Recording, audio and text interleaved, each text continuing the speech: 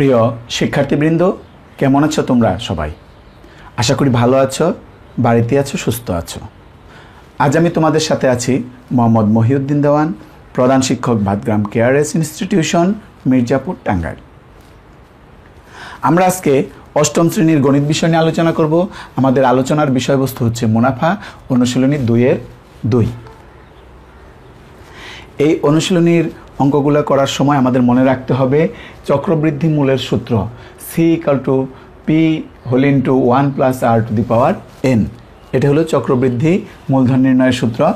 আর চক্রবৃদ্ধি মুনাফা নির্ণয়ের সূত্র হলো এই যে সি যে আছে, এই সি এর থেকে আবার মূলধনটা বিয়োগ করে দিতে হবে, পি, C-P। এটা হলো চক্রবৃদ্ধি মুনাফার সূত্র। এগুলো তোমরা অবশ্যই মনে রাখবে। আমরা আজকে 7 নম্বর অঙ্ক দিয়ে শুরু করব। 7 নম্বর অঙ্কটা তোমরা একটু পড়ো। কি বলেছে? বার্ষিক 10% মুনাফায় 8,000 টাকার 3 বছরের চক্রবৃদ্ধি মূলধন কত নির্ণয় করতে বলছে, তাই না? আমরা প্রথমে এই প্রশ্নের মধ্যে যে তথ্যগুলো দেওয়া আছে সেগুলো লিখব, চলকের সাহায্যে প্রকাশ করব।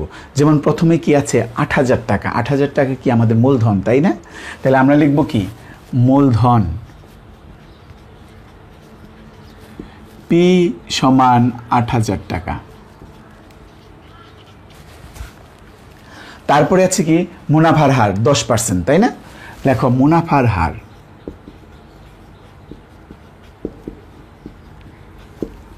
মুনাফার হার কাকে প্রকাশ করি? আর কে, তাই না? তাহলে আর যদি প্রকাশ করি মুনাফার হার, তাহলে R = 10%। তাহলে 10কে আমি 100 দিয়ে ভাগ করে দেব, পার্সেন্টটা উঠে যাবে। তুমি ইচ্ছে করলে 10কে 100 দিয়ে ভাগ করে দিতে পারো। কেমন? এই যে 0.1। 10কে 100 দিয়ে ভাগ করো, দেখবা 0.1 হবে। এরপর আছে সময়। সময়কে আমরা n দ্বারা প্রকাশ করি। দেখো n, সময়কে আমরা n দ্বারা প্রকাশ করি। n হচ্ছে 3 বছর। এইবার আমাদের বের করতে বলছে কি? চক্রবৃদ্ধি মূলধন, তাই না? এই যে সূত্রটা খেয়াল করো, এই সূত্রের মধ্যে এই মানগুলো বসিয়ে দিলেই আমাদের চক্রবৃদ্ধি মূলধন হয়ে যাবে। আমরা জানি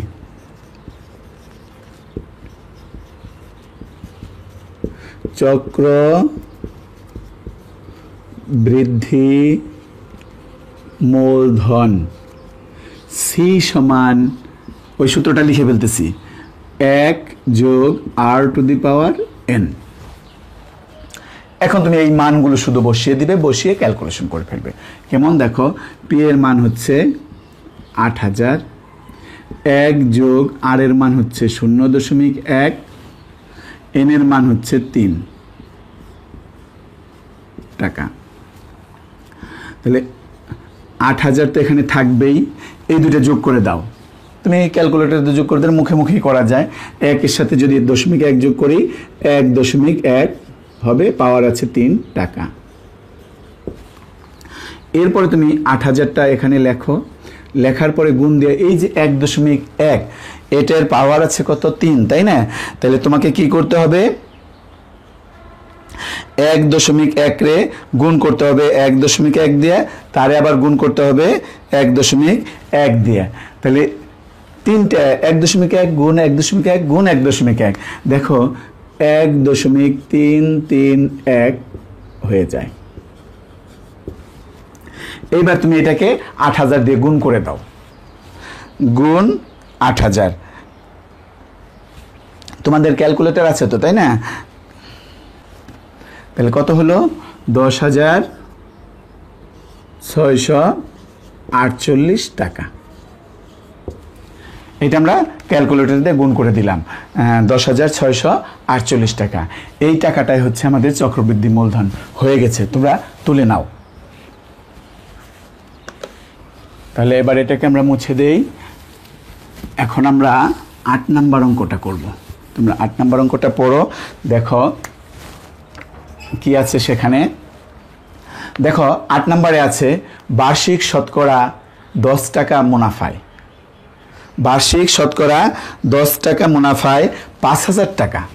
5,000 টাকার 3 বছরের সরল মুনাফা ও চক্রবৃদ্ধি মুনাফার পার্থক্য নির্ণয় করতে বলছে।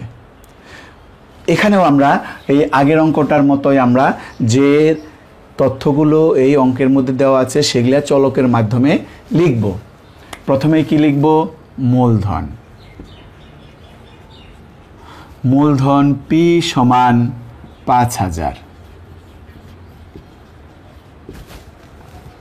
মুনাফার হার। মুনাফার হার দেখো কি লিখছে? মুনাফার হার আমরা আর দ্বারা প্রকাশ করি, একটু আগে বলেছি তাই না? শতকরা, বার্ষিক শতকরা 10 টাকা, তার মানে 10%। এই পার্সেন্ট উঠিয়ে দেওয়ার জন্য আমরা 10কে 100 দিয়ে ভাগ করে দিলাম। এখন 10কে তুমি 100 দিয়ে ভাগ করো, দেখো কি হবে? 0.1 হবে। আরেকটা জিনিস আছে, কি আছে? সময় আছে তাই না? সময় কত আছে? এন কত আছে? 3 বছর। এখন এই যে কয়েকটা তথ্য দেওয়া আছে, এখান থেকে আমরা সরল মুনাফা বের করব, চক্রবৃদ্ধি মূলধন মুনাফা বের করব তাই না? চক্রবৃদ্ধি মূলধন বের করে তার থেকে বিয়োগ করলেই আমরা চক্রবৃদ্ধি মুনাফা পেয়ে যাব। তাহলে প্রথমে আমরা সরল মুনাফা বের করি। আমরা জানি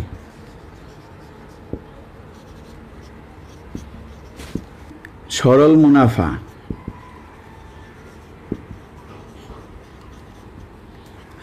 আই দ্বারা প্রকাশ করি, আই সমান PNR। এইটা হলো সরল মুনাফার সূত্র, আমরা এর আগে করেছি তাই না? তাহলে এইখানে তুমি মান বসিয়ে দাও। পি এর মান কত আছে? পি এর মান আছে 5000। এই 5000 টাকা বসিয়ে দিলাম। এন এর মান আছে কত? এন এর মান আছে 3 বছর, বসিয়ে দিলাম।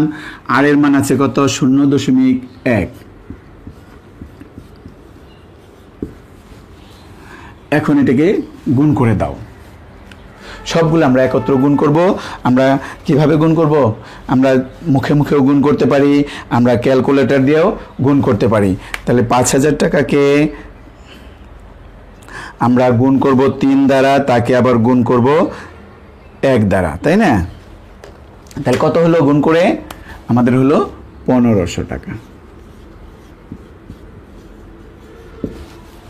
এইটা হলো সরল মুনাফা। এখন আমরা বের করব চক্রবৃদ্ধি মুনাফা। চক্রবৃদ্ধি মুনাফার সূত্র হলো C মাইনাস P। পিটা কি? মূলধন, আর সিটা কি? এই যে চক্রবৃদ্ধি মূলধন। তাহলে প্রথমে আমাকে চক্রবৃদ্ধি মূলধন বের করতে হবে, বের করে সেখান থেকে মূলধন বিয়োগ করলে চক্রবৃদ্ধি মুনাফা পাবো। আবার চক্রবৃদ্ধি মূল সি সমান পি অফ, ওই যে ওখানে লেখা আছে পি হোল ইন্টু 1 যোগ আর whole to the power n। এখানে তুমি মান বসিয়ে দাও। কি মান বসাবে? পি এর মান। দেখো যে পি এর মান আছে কত? 5000 টাকা তাই না? তাহলে 5000 টাকা এখানে বসিয়ে দাও। তারপর হোল ইন্টু 1 যোগ আর এর মান আছে, আর এর মান আছে কি? 0.1 whole to the power n এর মান আছে 3।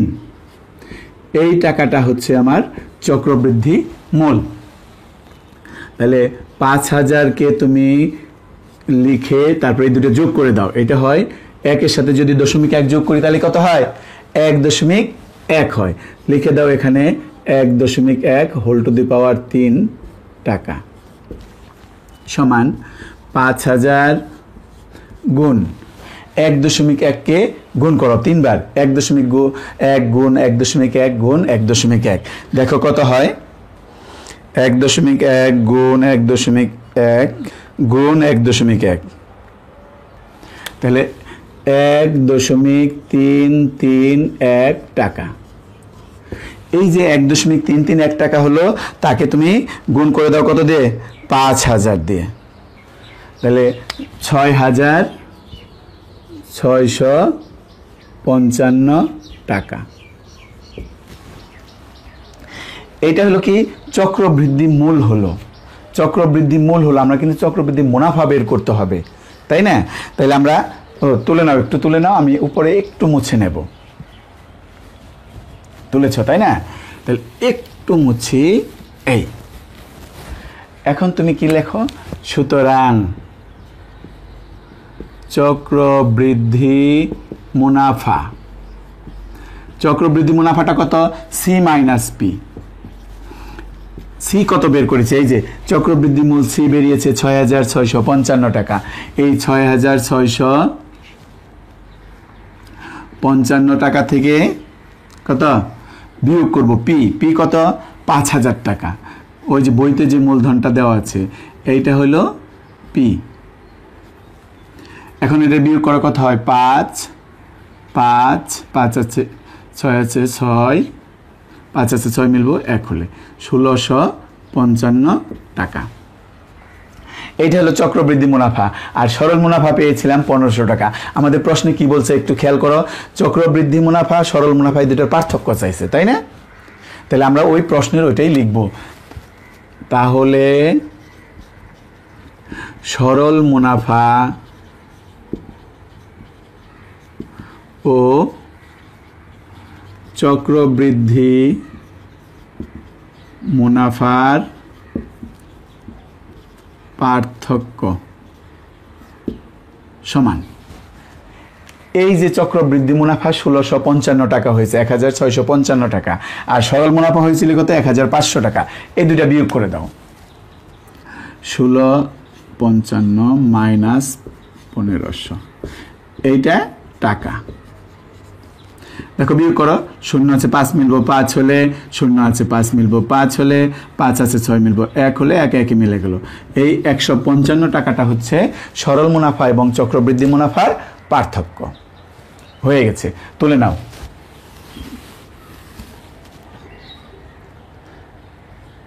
তুলেছ তাই না? এখন আমরা 9 নাম্বার অঙ্কটা করব। পড়ো 9 নাম্বার অঙ্কটা। 9 নাম্বারে আছে একই হার মুনাফায় কোন মূলধন 1 বছরান্তে চক্রবৃদ্ধি মূলধন 6,500 টাকা হয় এবং 2 বছরান্তে চক্রবৃদ্ধি মূলধন 6,760 টাকা হয়। তাহলে কি বের করতে বলছে? মূলধন কত, তাই না? তাহলে আমরা প্রথমেই মূলধনটা ধরে নেব। ধরি মূলধন সমান পি টাকা। এইটা আমরা মূলধন ধরে নিলাম। আবার একই হার মুনাফায় বলেছে না, সেইটাকে ধরে নিই যে মুনাফার হার সমান আর। এইবার প্রথম ক্ষেত্রে লিখব। দুইটা তো আলাদাভাবে আছে, তাই না? একটা হচ্ছে 1 বছরান্তে আর একটা হলো 2 বছরান্তে। তাহলে সময়, প্রথম ক্ষেত্রে সময় হবে কত? সময় হলো এন। এন ধরি আমরা, তাই না? প্রথম সময়কে। তাহলে 1 বছরান্তে যেহেতু বলেছে তাহলে 1 বছর। এটা হলো প্রথম ক্ষেত্রে সময় পেলাম 1 বছর। আরেকটা আছে চক্রবৃদ্ধি মূলধন দেওয়া আছে, তাই না? চক্রবৃদ্ধি মূলধন আমরা কি দ্বারা প্রকাশ করি? সি দ্বারা প্রকাশ করি। তাহলে চক্রবৃদ্ধি মূল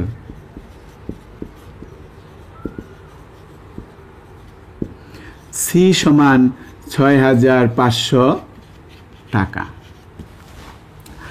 এইবার আমরা জানি লিখব। আমরা জানি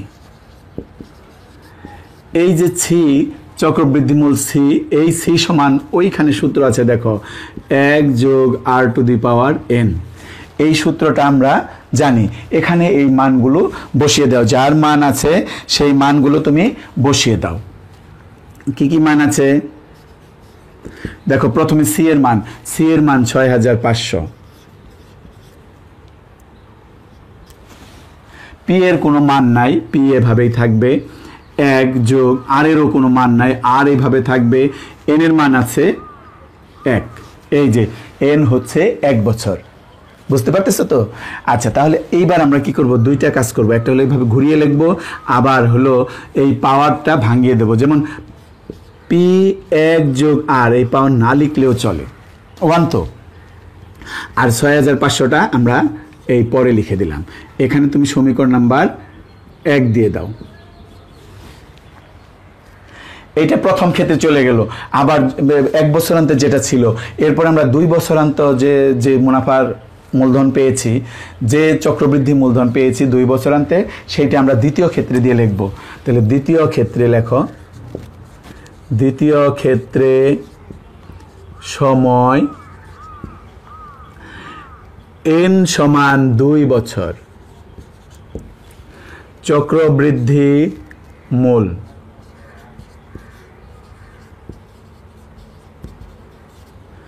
সি সমান কত? সি কত আছে?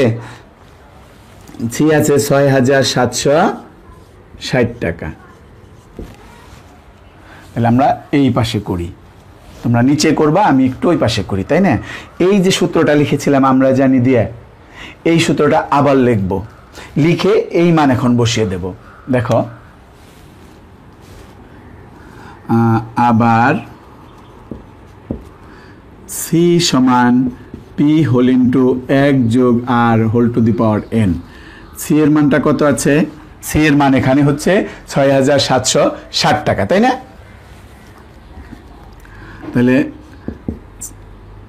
6,760 ইকুয়াল টু পি এর কোনো মান নাই, দেখো পি এর মান নাই, আর এর মান নাই, এন এর মান আছে 2 বছর, তাহলে 1 যোগ আর এভাবেই থাকবে, এন এর মান 2। এইটা আমরা এখন ঘুরিয়ে লিখি, পি 1 যোগ আর হোল স্কোয়ার ইকুয়াল টু 6,760। এটা আমরা 2 নাম্বার সমীকরণ দিয়ে রাখলাম। দেখো এই যে দুইটা সমীকরণ হলো, এইখানে 1 নাম্বার সমীকরণ, এইখানে 2 নাম্বার সমীকরণ। আমরা 2 নং সমীকরণকে 1 নং সমীকরণ দ্বারা ভাগ করে দেব। 2 নং সমীকরণকে 1 নং সমীকরণ দ্বারা, এটা লেখো আগে, 2 নং কে 1 নং সমীকরণ দ্বারা ভাগ করে পাই। ভাগ করলে আমরা কি করব? উপরে নিচে লিখবো, একটা হর হবে, একটা লব হবে। প্রথমে তুমি 2 নং এর বাম পক্ষ যেটা আছে, এই যে পি ইন্টু 1 যোগ আর, এইটাকে তুমি উপরে লেখো। 2 নং এর বাম পক্ষ লিখে ফেললাম। এবার 1 নং এর বাম পক্ষ যেটা আছে সেইটা তুমি নিচে লেখো, ইকুয়াল টু 2 নং এর ডান পক্ষে আছে কত? 6,760। 1 নং এর ডান পক্ষে আছে কত?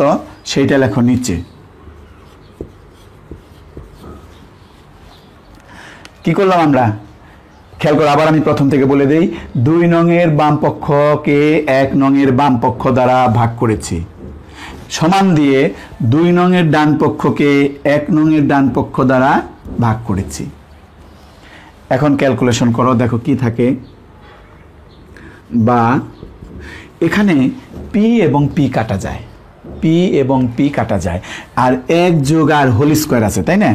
1 যোগ আর হোল স্কোয়ার আছে, নিচে আছে 1 যোগ আর। তাহলে এই দুইটা 1 যোগ আরের মধ্যে কাটাকাটি করলে একটা 1 যোগ আর থাকে। আর ওই দিকে আছে কি 6,760, তাই না? তুমি 6,760কে কি করবা? ভাগ করে দিবা। 6,760কে ভাগ করে দিবা 6,500 দিয়ে। ভাগ করে হলো কত? 1.04। এখন তুমি এই যে 1 আছিল, এই দিকে বাম পাশে এই 1টাকে বিয়োগ করে ওই পাশে নিয়ে যাও, সুতরাং আর সমান পাবো 0.04। এই যে আর এর মান পেয়ে গেলাম, এই আর এর মানটা হয় তুমি 1-এ বসাও, না হলে তুমি 2-এ বসাও, যে কোনো এক জায়গায় বসাও, তোমার পি এর মানটা হয়ে যাবে। কোথায় বসাবো? 1-এ বসাবো, তাই না? তাহলে 1-এ যদি বসাই, তোমরা একটু তুলে নাও, আমি উপরে এখানে একটু মুছে নেব। বেশি মুছবো না, আমরা এইটুকু মুছবো। আমরা লিখব কি? 1 নং এ আর এর মান বসিয়ে পাই। এই যে 1 নাম্বার সমীকরণ, এটা এখানে আমরা আর এর মান বসিয়ে দেব। পি 1 যোগ আর এর মান কত পেয়েছি? 0.04। এই 0.04 এখানে বসিয়ে দিলাম, আর এদিকে আছে কত? 6,500। বা পি গুণ এই দুটো যোগ করো, একের সাথে 0.04 যোগ করলে কি হয়? 1.04 সমান 6500। বা এখন পি সমান বের করলে কি করব? 6500 নিচে চলে যাবে 1.04। এবার তুমি ভাগ করে দাও, 6500কে 1.04 দ্বারা ভাগ করে দাও। 6500 লিখবা ক্যালকুলেটরে, ভাগ করবা 1.04 দ্বারা। তাহলে ফলাফল কি হলো? 6000 কত হয়েছে? 6250। এই যে পি এর মানটা হলো, এটা হচ্ছে আমাদের কি, পি কাকে ধরেছিলাম? মূলধন ধরেছিলাম, তাই না? তাহলে অতএব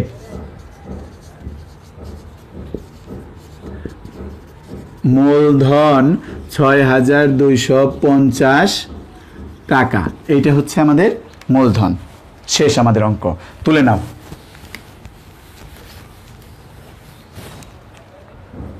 হয়েছে, তাই না? তাহলে আমরা আজকে এই পর্যন্তই। একটা বাড়ির কাজ তোমাদের দিয়ে দেই, বাড়ির কাজটা তোমরা তুলে নাও। তুলেছ, তাই না? তাহলে আগামী ক্লাসে আবার তোমাদের সাথে দেখা হবে। সেই পর্যন্ত তোমরা ভালো থেকো, সুস্থ থেকো, বাড়িতেই থেকো, মনোযোগ দিয়ে পড়াশোনা করো।